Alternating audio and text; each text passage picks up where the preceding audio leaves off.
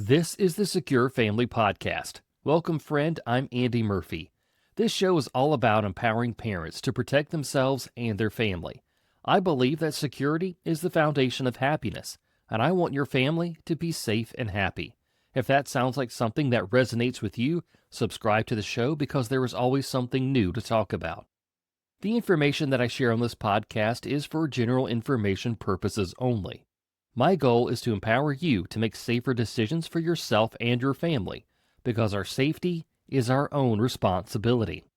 One of the best ways that we can protect ourselves is to be aware of what's going on around us and make informed decisions about what we need to do.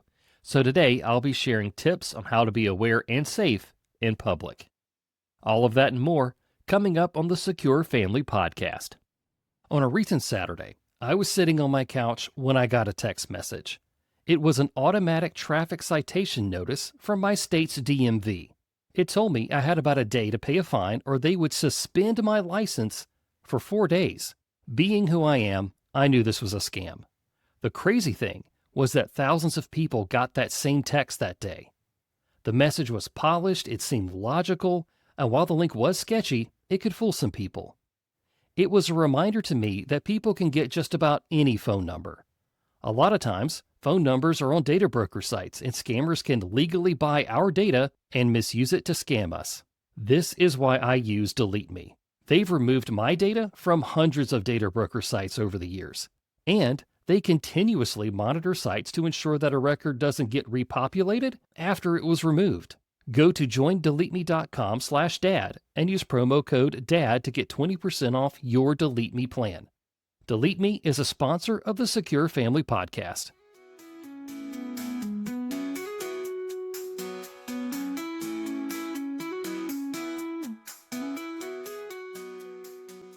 Being aware and being safe in public is something that a lot of people just take for granted. I can't tell you how many times I have watched the news where a witness says, this guy just appeared out of nowhere, or I never saw him coming. And in those particular situations, these people, these bad guys, they didn't just appear out of thin air. As much as our brains may think they have because we just didn't see them coming, that's not the case. Those people were there, they saw their target, they made a plan, they executed that plan, and they escaped. That person is a real person. They didn't just randomly appear. And that is why situational awareness is just so important. Situational awareness brings several important benefits to the average person in their daily life. It contributes to your safety, your security, and honestly, your peace of mind. In a moment, I'm going to walk you through a few simple things that I do every day to keep myself and my family safe. Before we get into that, let's talk about what situational awareness actually is. As a layman, I define situational awareness as the ability to understand the elements and the environment and how they affect your personal safety. But today, it's more than that. Situational awareness isn't just about what's happening around you, it's about what's already happened before you got there. Who knows you're there, who expected you, and what information about you might already be out in the open. And at its core, situational awareness is about reading people, reading places, and reading the overall vibe of what's going on, so you can make a smart decision about what to do next. Everyone has the ability to understand what's going on around them. This is not something that is for the select few. We as humans have this ability, but very few people choose to fully embrace it. So let's get into the first tip. And this one might challenge something that you've heard before. You've probably been told not to sit with your back to the door at a restaurant. And I get it. I used to feel the exact same way. As a matter of fact, I wrote a very popular article on this about, why you don't feel comfortable sitting with your back to the door. I thought that if I could see the front door where everybody was coming and going, I would be able to see something develop. I would be able to have a leg up on what was going around. And I could give myself the opportunity to make a more informed decision if I just could sit there and see that door. I wanted to know who was coming in, who was leaving, and I wanted that early warning. But here's the problem. The idea that danger comes through the front door is comforting, but it's also a very limiting idea because it gives you only one place to look. But real life does not work like that. So I did an interview with Greg Williams and Brian Marin of Arcadia Cognerati, and Greg made a great point to me. It said danger can come from anywhere inside that environment. Most problems in public spaces don't start with some big dramatic entrance like you see in the movies. They start as normal interactions that escalate. It's an argument, a misunderstanding, a moment where emotions boil over. Can that happen at the front door? Sure. But it could also happen at a table, and it can happen back in the kitchen too. I saw this actually play out in the local news. Two coworkers at a fast food restaurant got into an argument. One of them left, went to his car, came back with a weapon, and shot the other one. If you were watching the front door, you might have completely missed the situation that was building right in front of you in that restaurant. So instead of focusing on one entry point, open up your awareness to the entire environment. Look for what doesn't belong. Look for what's there that really shouldn't be there. Remember that threats can be positive and they can also be negative, meaning that the presence of something could mean that there's a problem, or the absence of something could mean that there's a problem. Look for what doesn't belong. Pay attention to people who are acting differently than everyone else. And most importantly, pay attention on purpose. Because if your awareness is pointed in one direction, you are blind everywhere else. Now let's talk about how time changes environments. This is actually one of my favorite things to talk about when it comes to awareness and safety. As humans, we like to label places as safe. But what we don't always consider is how quickly that safe place can change. The park at 9 in the morning might be full of parents and kids and yoga classes and all sorts of fun stuff. That same park at night can be a completely different environment. And then maybe on the weekend, it's packed with people for an event or maybe even a protest. The location didn't change, but the people did. The vibe changed. And here's what's different now in the information age. What used to take hours to change over naturally can now change in minutes. A single post, a call out by a influencer to meet at a certain place at a certain time can draw a huge crowd instantly. And that crowd can be good or it can be bad. I remember the YouTuber who goes by Speed, I think his I Am Speed is his YouTube channel. He wanted to have some folks show up and he was going to give away like a couple of Xboxes. And I guess maybe he didn't realize exactly how popular he was, so he gave out the time and the location, and thousands of people showed up. They wanted to see him, they wanted a shot at the Xbox, and then I think some people just showed up just to see what would happen. And it was overwhelming to him. You could tell when he showed up at that location, he was not expecting that. But that is the power of social media, that it can change an environment very quickly, and that's something that we need to keep in mind. The version of a place that you experienced last week does not exist today, so don't assume that that place is safe all the time. Instead, ask yourself, what is happening here right now? And that will really determine what is the most pressing issue for your safety, if one even exists. So keep in mind that yes, the grocery store parking lot at noon is okay. That same grocery store parking lot at midnight may be a little sketchy. And I think that's something that we can all comprehend, but a lot of times people think, oh, this is just a nice place during the day, so it's going to be a nice place at night, this is a safe place at night. Keep in mind how time can alter an environment and how time of day can change how people use that environment. Now let's talk about something that is affecting all of us, multitasking. And we've all been told that we can do multiple things at once, but that's not really how the brain works. I thought for a long time I was good at multitasking, and that's just simply not true. What we're actually doing is switching back and forth between tasks. And when it comes to your personal safety, that absolutely matters. Because if your brain is focused on your phone, it's not focused on your environment. It's not focused on anybody else. And this is why you see those funny videos of people on their phone walking into fountains or falling down into like manholes and stuff like that in the city. It's just crazy how people are just really not taking in what's going on around them. And another point here, in the environment, The threat can be a person. It could also be, a missing manhole cover. So understanding these things will help you keep yourself safe from people, but also from environmental things as well. But that's just a note. So when it comes to multitasking, if our brain is focused on our phone, it's not going to be focused on our environment. And in 2026, distraction isn't just common, it's now expected. And the wrong people, the bad guys, count on us being distracted. They count on not being seen until the moment they put their hands on you. If you are walking through a parking lot with your head down and your headphones in, you just shut off one of your greatest early warning systems.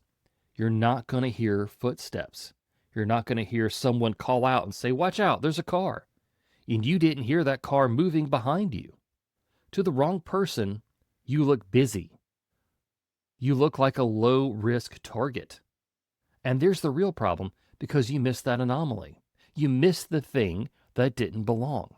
Because your brain is somewhere else, and that's exactly where somebody wants it, you can scroll or you can scan.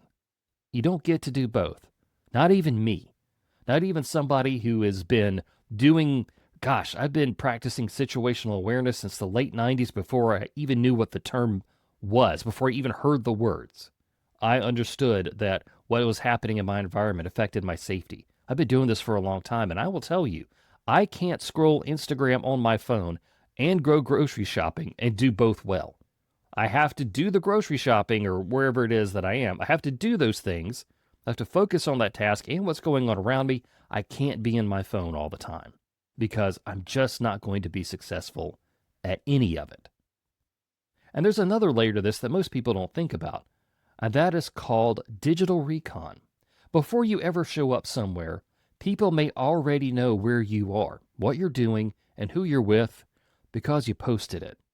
Real-time location updates, check-ins, travel photos that show where you are now and where you're going next. You're not just walking into an environment anymore. You might be walking into one where somebody already knows that you're coming. So situational awareness doesn't start when you arrive. It starts before you leave the house, really. Make sure you filter your world and social media posts through the lens of awareness. Awareness to know when you might be sharing too much, and awareness to know when to stay silent.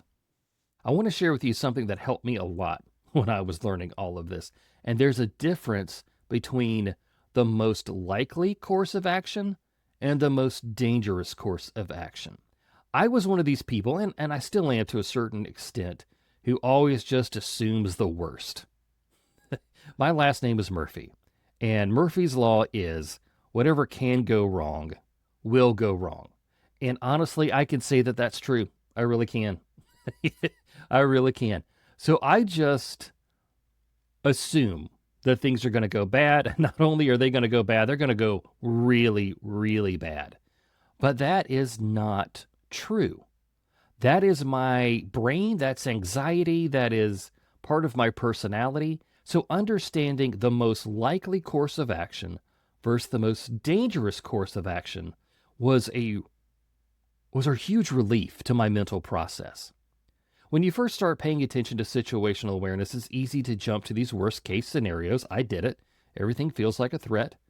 Your new skill is a hammer, and you want to find a nail to use it on. You want to be the hero, who's at church, who sees the strange guy walk in with a duffel bag. You want to see that. One day you might, but chances are you're not going to. But here's the truth. Not every situation, not every weird occurrence is dangerous. So your job isn't to panic. Your job is to observe, assess, and decide if that situation actually affects you. You don't need to immediately assume the worst because that's not right. But you do need to respect that possibility. What you need to do is truly understand what is happening around you and what your best option is. The more information you gather, the better decision you will be, as long as you don't wait too long to act. So understanding what is most likely to happen versus that most dangerous course of action is huge. I have looked at situations in my own life multiple times, and I have said, oh, this is going to be a problem. It's going to snowball into this. we're not ready for this. Maybe there's an accomplice. Maybe there's somebody else who is, waiting at the exit for, us when we all flee this building, that sort of thing. Are those things to be aware of? Sure. But is that most likely what's going to happen? No. And there's a bigger side of this because humans will tell you how they want to be treated. Humans will tell you how they want to be seen in an environment, and they will broadcast to you what they're doing and what's going on. And you just need to look at those signals as they are. You don't need to add any anxiety or any untruths to what's happening there. So understand the most likely course of action, what's really most likely going to happen here versus that crazy version of the situation that your brain just runs to because you've seen one too many action movies. And that brings me really to the most important part of all of this. Situational awareness alone will not save your life. It won't. Awareness buys you time. Action is what saves you. Seeing a problem before it starts is great, but if you don't move, if you don't act, it does not matter. Most people see the problem at the same time that you do. The difference is they hesitate or they lock up because they don't know what to do. And this is why preparedness matters so much. You don't need to be paranoid. You just need to be ready to move. I've learned a lot from Tony Blauer over the years, and I was doing one of his courses, the one I did in person, which was a lot of fun. But in that particular one, I forget the name of it, but he talked about how every single person that he has interviewed who was the victim of violence, they all said the same thing, and that was, I had a bad feeling. And Tony was very astute to point out that yes, you have that bad feeling. That is something that happens to you as a human. Now, what are you going to do with it? Is that bad feeling going to lead you to be a victim, or is that bad feeling going to lead you to save your life? So that's what I'm talking about here. Action is what is going to save you. If you can see the problem, whether or not the problem actually is a real threat to your life, getting out of there is still a really good idea. A lot of people will think that, I have to, become a black belt in Brazilian Jiu-Jitsu. If you want to, great, no problem. I think it's awesome.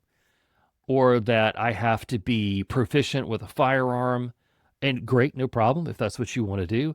But really, most likely what is going to save you and your family is just getting out of there.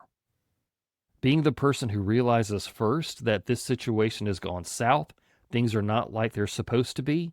You just tell your family, hey, we're leaving, follow me, and you get them out. That is really one of the best things that you can do. Number one, because you're getting out of there. Number two, because you're creating distance from whatever you think the threat is. Maybe it could be a potential fire. Maybe it could be a person acting strangely in the environment, like they're on meth or something like that. Whatever it is, getting your family out of there, creating that distance, and getting to your car and hopefully leaving or getting back into your house if you're out in your neighborhood. That's the action that is going to save you. The situational awareness sets you up to take the action that you need to save yourself and your family. I hope I've been able to impart some of what I do on a daily basis in every environment that I go into, whether it's one that I have been into thousands of times or it is the first time that I have been in one. These are some of the things that I'm doing. I want you to take these ideas and I want you to start applying them today. And you don't have to apply all of them at once. You really don't. Just start with one. Just pick it. I want you just to pay attention on purpose.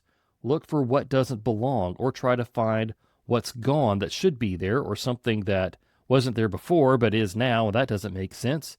And no matter what, don't make yourself an easy target. Put your phone away, keep your head up, look around at what's going on, be present in that moment, understand what's happening with you, with your family, in that environment and the relationship that they all share, and know that your best course of action most times is going to be to get yourself and your family out of that situation as quickly as possible.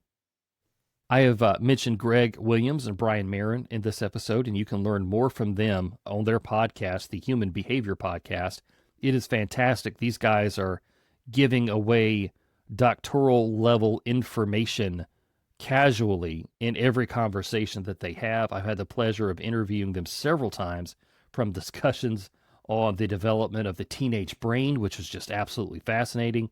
And then we also talked about whether or not ghosts were real. So just fun conversations with these guys. Regardless, you can find them on the Human Behavior Podcast, or you can just scroll through the Secure Family Podcast and find all of my discussions with them as well. It's always a good time to talk to them. That's all that I have for the Secure Family Podcast today. Thank you, friend, for listening. And by the way, this is episode number 371 of the podcast. I can't believe it. We are closing in on number 400 pretty quick here. Take back your privacy and personal data with help from Delete Me. Get 20% off a privacy plan when using the code DAD at checkout. Delete Me is the official data removal service of the Secure Dad. If you enjoyed this episode or learned something new today, I'd be grateful if you would follow the show, subscribe on your favorite podcast platform, or leave a 5-star review. If you'd like to know more about the Secure Dad, join me on Instagram and TikTok. My username for both platforms is The Secure Dad. And of course, my website is thesecuredad.com. I'm Andy Murphy, reminding you that our safety is our own responsibility.